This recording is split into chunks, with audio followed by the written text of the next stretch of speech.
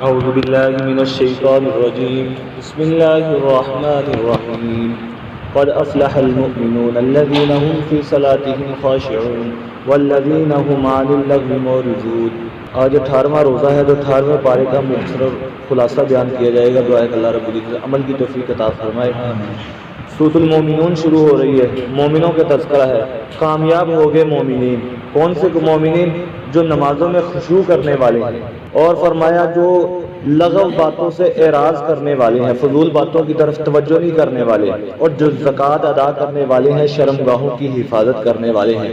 اس لیے اللہ کے محبوب کریم صلی اللہ علیہ وسلم نے فرمایا من یضمن لی ما بین لحییہ وما بین شفتیہ اضمن لہ الجنہ، جو بندہ مجھے دو چیزوں کی ضمانت دے دے، ایک جو دو جبڑوں کے درمیان ہے زبان، اور دوسری جو دو رانوں کے درمیان ہے شرمگاہ، ان کی ضمانت دے دے، میں محمد اس کو جنت کی ضمانت دیتا ہوں۔ اور آگے پھر انسان کی پیدا کیا گیا، انسان کو کھنکھناتی ہوئی مٹی سے، پھر اس کو نطفہ بنایا جو ٹھہرنے کی جگہ پہ ٹھہرایا، پھر نطفے سے گوشت کا ٹکڑا، پھر علقہ مضغہ بنایا، پھر اس کے اندر ہڈیوں کو پرویا، پھر کیا ہی ہم نے خوب پرویا، اور ثم انشأناہ خلقا آخر، پھر ماں کے پیٹ کے اندر ہی خوراک کا انتظام کیا، پھر اس کے بعد بچہ پیدا ہوتا ہے تو گویا ہم نے اس کو پیدا کر دیا، تو کیسے ہی کیا ہی خوبصورت اللہ رب العزت نے بابرکت ذات میں اس کو پیدا کیا۔ پھر اس کے بعد تم جو ہے مر جاؤ گے، پھر قیامت والے دن تم کو دوبارہ اٹھایا جائے گا۔ اور آگے نوح علیہ السلام کا پھر تذکرہ کہ نوح علیہ السلام کو قوم کی طرف بھیجا اور کہا کہ اللہ کی عبادت کرو، اس کے علاوہ کوئی معبود نہیں، اور تم اللہ سے ڈرو۔ تو انہوں نے کہا تم تو ہماری طرح ہی ایک انسان ہو، ہم تمہاری بات نہیں مانیں گے، انکار کرتے رہے۔ تو اس پر نوح علیہ السلام کو پھر ہم نے حکم دیا کہ کشتی بناؤ، پھر انہوں نے کشتی بنائی، پھر تندور ابل پڑا، یہ پھر لمبا واقعہ جو پہلے گزر چکا ہے۔ پھر اللہ رب العزت نے ان کو اور ان کے ماننے والوں کو اور چند چیزوں کے جوڑے جو کشتی میں سوار تھے ان کو بچایا، باقی سب کو غرق کر دیا۔ اور آگے قوم کے سردار جو ہے وہ انکار کرتے رہے، ہر زمانے کے اندر یہی ہوتا رہا۔ قوم جو ہے وہ اپنے بڑوں کے پیچھے چلتی ہے، بڑے خود بھی تکبر کی وجہ سے خود بھی سیدھی بات نہیں مانتے اور لوگوں کو بھی روکتے ہیں۔ اس لیے قیامت والے لوگ کہیں گے اے اللہ ہم نے ان کی اطاعت کی تھی اپنے سرداروں کی، ان کو دگنا عذاب دو۔ تو وہ کہیں گے ہم نے تو کوئی نہیں کہا تھا، آج ہم نہیں اپنی مدد کر سکتے، تمہاری ہم کیا مدد کریں گے۔ پھر لوگ آگے سے کہتے ہیں، جب بھی کہا جاتا ہے ایعدکم انکم اذا متم، وہ کہتے ہیں یہ تو عجیب بات لگتی ہے کہ ہم جب مر جائیں گے پھر مٹی ہو جائیں گے، ہڈیاں ہو جائیں گے، پھر دوبارہ اٹھائے جائیں گے، یہ تو بڑی دور کی باتیں لگتی ہے۔ تو یہ اس طرح نبیوں کے یہ ہر زمانے کے اندر لوگ جو ہے وہ انکار کرتے رہے۔ آگے یہ حکم دیا یا ایھا الرسول کلوا من الطیبات واعملوا صالحا، اگرچہ یہ حکم رسولوں کو ہے لیکن پوری امت کو بتانا مقصود ہے کہ اے رسولوں تم پاکیزہ چیزیں کھاؤ اور نیک اعمال کرو، اور بے شک انی بما تعملون علیم، جو کچھ تم کرتے ہو اور میں جاننے والا ہوں۔ اور فرمایا کہ بے شک امت تو ایک ہی امت ہے، اور تم اپنے رب سے ڈرو، میں بھی اپنے رب سے ڈرنے والا ہوں۔ اس لیے پاکیزہ چیزیں جو ہے وہ کھانے کا حکم دیا گیا۔ اور آگے فرمایا کہ وہی ذات ہے جس نے تمہارے لیے کان بنائے، آنکھیں بنائی، دل بنائے، اور پھر ان کا استعمال بھی درست رکھا۔ کتنے لوگ ایسے ہیں کہ جن کی آنکھیں ہیں بینائی نہیں، کان ہے سنوائی نہیں، زبانیں ہیں گویائی نہیں، یہ ساری چیزیں اللہ کی دی ہوئی چیزیں ہیں۔ قلیلا ما تشکرون، کہ اللہ نے فرمایا پھر بھی تم بہت کم میرا شکر ادا کرتے ہو۔ تو ہر زمانے کے اندر شکر ادا کرنے والے ہم جو ہے کم ہی ہوتے ہیں۔ اب دیکھو اللہ نے اتنی زیادہ نعمتیں دی، انسان کو صحیح سالم تندرست بنایا، اگر جو ہے ایک نعمت نہیں دی، مال نہیں دیا، تو لوگ کہیں اللہ کے شکریہ شروع کر دیتے ہیں اور اتنی نعمتوں کو فراموش کر دیتے ہیں۔ پھر اس کے بعد جو ہے افحسبتم انما خلقناکم، اسی سورت کی جو آخری آیتوں کے اندر فرمایا کہ لوگ گمان کرتے ہیں ہم نے آپ کو فضول ہی پیدا کیا، تم کو لٹایا نہیں جاؤ گے۔ فرمایا کہ تم جو ہے ضرور اس بادشاہ کی طرف لٹائے جاؤ گے جو زمین جس کے علاوہ کوئی معبود نہیں، وہی عرش کریم کا رب ہے، ہر چیز کو پالنے والا ہے۔ اس لیے ہر چیز کا کوئی نہ کوئی مقصد ہے، فضول پیدا نہیں کیا گیا، ہر چیز کا ایک مقصد ہے۔ فرمایا ان الدنیا خلقت لکم وانکم خلقت للآخرہ، ساری دنیا کی چیزوں کا لوگوں تمہارے لیے پیدا کیا اور تم کو آخرت کے لیے پیدا کیا گیا۔ اور اس لیے اللہ رب العزت نے فرمایا وما خلقت الجن والانس الا لیعبدون، جنوں اور انسانوں کو اپنی عبادت کے لیے پیدا کیا۔ تو مفسرین فرماتے ہیں اللہ کو تو عبادت کی بھی ضرورت نہیں، اس سے پہچان کیا ہے؟ معرفت کی، اللہ کی معرفت ہو جائے، ورنہ آسمان پر ایک بلشت کے برابر، ایک گٹھ کے برابر بھی کوئی جگہ خالی نہیں ہے جہاں کوئی فرشتہ رکوع میں، سجدے میں یا قیام کے اندر نہ ہو۔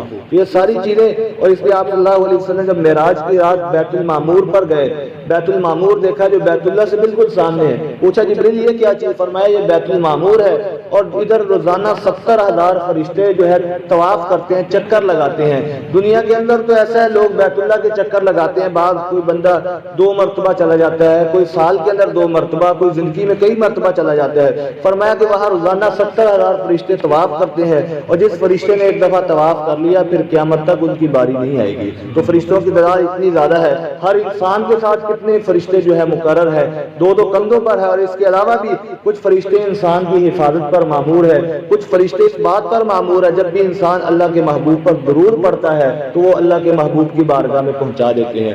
اور آگے فرمایا وَقُلْ رَبِّ اغْفِرْ وَارْحَمْ، اور فرمایا آپ کہہ دیجئے اے رب مجھے بخش دے اور رحم کر، اور تو بہترین رحم کرنے والا. یہ امت کو تعلیم ہے کہ امت بھی اپنے رب سے مغفرت مانگے پھرے.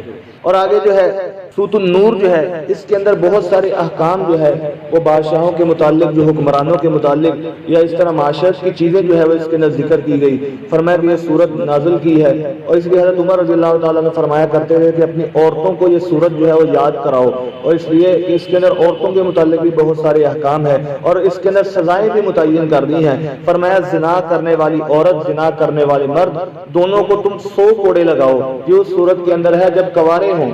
اور فرمایا جب ان کو پھر اللہ کے معاملے کے اندر تم نرمی نہ کرو کہ ان کو بچانے کی کوشش کرو، اللہ کے معاملے کے اندر جو ہے پھر نرمی نہ کرو. اور جب ان کو سزا دی جائے پھر جو ہے سارے لوگوں کے سامنے، ایسا نہیں کہ الگ ہی اکیلے کے اندر سزا دی جائے، ایسا نہیں بلکہ سب کے سامنے دی جائے تاکہ دوسروں کے لیے باعث عبرت بنے. اب یہ کسی بندے کی سزائیں نہیں، یہ خالق کائنات نے خود متعین کی ہے تاکہ لوگ جو ہے اس کام سے باز آ جائیں. اور آگے فرمایا کہ جو زانی مرد ہوتا ہے اس کی طبی طور پر اس کا ملان جو ہے وہ زانیہ عورت کی طرف یا مشرکہ عورت کی طرف ہی ہوتا ہے، اور اس طرح زانیہ عورت کا ملان جو ہے وہ زانی مرد کی طرف ہی ہوتا ہے. وہ فاحش لوگ جو ہے فاحشہ کوئی پسندی کریں گے. اور آگے فرمایا اسی طرح جو لوگ پاک دامن عورتوں پر تہمت لگا دیتے ہیں، ایسے تہمت لگاتے ہیں، تو ان کے لیے یہ تو پہلے 4 گواہ لے کر آئیں. اگر 4 گواہ نہیں ہیں تو انہوں نے تہمت لگائی تو اس کے بدلے میں ان کو سزا دی جائے، ان کو 80 کوڑے لگائے جائیں سب کے سامنے. اور دوسرا پھر کبھی بھی ان کی گواہی قبول نہ کی جائے، یہ فاسق لوگ ہوں گے. اور اس طرح جو اپنی بیویوں کے بارے میں تہمت لگا دے بیویوں پر، پھر اب ان کے بارے میں کوئی اور گواہ تو ہے نہیں کہ معاذ اللہ کوئی ایسی حرکت دیکھ لی بیوی کے بارے میں، تو فرمایا پھر 4 مرتبہ وہ بندہ قسم اٹھائے گا، 4 مرتبہ کہے گا کہ میں سچا ہوں، میں واقعی اپنی بات کے اندر سچا ہوں، یہ ایسا ہوا ہے. اور 5ویں مرتبہ یہ کہے گا کہ مجھ پر اللہ کی لعنت ہو اگر میں جھوٹا ہوں. تو اس طرح پھر عورت بھی ایسے ہی کہے گی، عورت بھی 4 مرتبہ قسم اٹھائے گی کہ یہ بندہ جھوٹا ہے، میں سچی ہوں. اور 5ویں مرتبہ کہے گی مجھ پر اللہ کا غضب ہو، اور پھر ان کے درمیان جو ہے وہ جدائی ڈال دی جائے گی، طلاق واقع ہو جائے گی. اس کو لیان کہتے ہیں، لیان. اور آگے والی آیت جو ہے یہ پورا رکوع جو ہے سیدہ عائشہ صدیقہ رضی اللہ تعالیٰ عنہ، محبوب کریم صلی اللہ علیہ وسلم ایک سفر پر گئے، سیدہ عائشہ ساتھ تھی، تو وہ راستے کے اندر جو ہے وہ کسی تقاضے سے نیچے اتری، قافلہ چل پڑا. تو اللہ کے محبوب نے سمجھا کہ وہ اپنے کجاوے کے اندر سواری پر ہیں. اب پیچھے ایک صحابی کو مقرر کیا جن کا نام تھا حضرت صفوان. اب ان کی ایک کام ہوتا تھا کہ جب بھی کوئی لشکر سے کوئی چیز رہ جاتی تو وہ لے کر آتے. تو حضرت صفوان نے دیکھا کہ سیدہ عائشہ موجود ہیں، تو سیدہ عائشہ نے فوراً پردہ کیا اور اپنی سواری سے خود نیچے اتر گئے اور سیدہ سوار ہو گئی. تو اللہ کے محبوب پھر آگے انتظار کرتے رہے، تو یہ دونوں آ کر لشکر کے ساتھ مل گئے. تو منافقین نے یہ بات بہت زیادہ اچھال دی کہ اب یہ دونوں جو ہے وہ پیچھے سے آ رہے ہیں، معاذ اللہ طرح طرح کی باتیں حضور کی روضہ کے بارے میں، ام المومنین کے بارے میں باتیں شروع کر دی.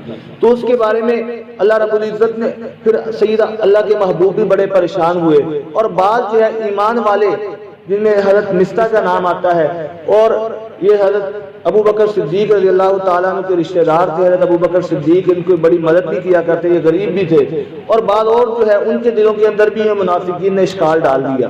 عبداللہ بن ابی جو ہے جو منافقوں کا سردار جو تھا، اس نے یہ بات پھیلائی کہ یہ جان بوجھ کر معاذ اللہ پیچھے رہی ہے، اس لیے یہ بات کے اندر آ رہے ہیں. تو طرح طرح کی بہتان بازی.